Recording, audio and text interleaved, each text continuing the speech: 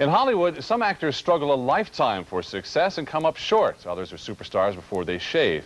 Corey Feldman was, and for him, stardom spelled trouble with a capital T. I was this all-American teen idol that all these kids loved and listened to what I had to say, and all of a sudden I was this no-good junkie. Corey Feldman fell far and fast. Roles in The Goonies and Stand By Me made him a millionaire by age 14.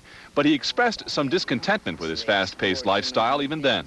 Kids in the 80s, they just walk out and it's this futuristic world and they know everything that's going on and, you know, there's no fun in exploring.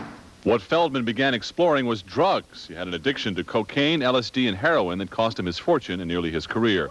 Legally emancipated from his parents at 16, he ran with a wild Hollywood crowd and by age 18 had been arrested twice for drug possession. He finally checked himself into a rehab clinic in December of 1990 after hitting bottom. I was $150,000 in debt, and I had lost everything. I had lost my car, I had lost my house. I was emotionally, spiritually, financially, and physically bankrupt in all areas of my life. Corey completed the 9-month program and has now been clean and sober for 15 months. Today, at age 20, he's trying to rebuild his body and his career.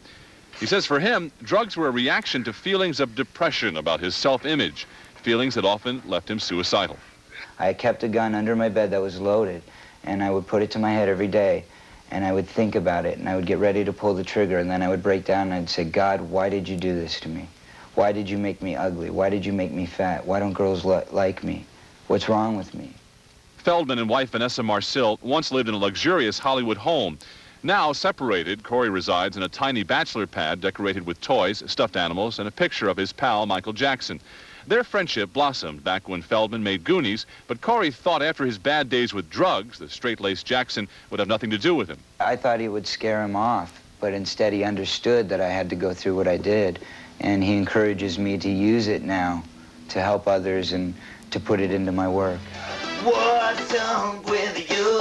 What's up with you? These days, a much happier Corey Feldman is trying to land a recording contract and has a new movie coming out called Round Trip to Heaven.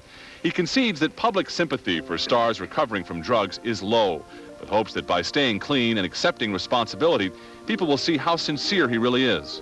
I don't put it off on the industry or my parents or anybody. I'm the only one who made myself do that, you know. Nobody did it to me. Corey Feldman has also recently completed another film and will begin work on a third soon.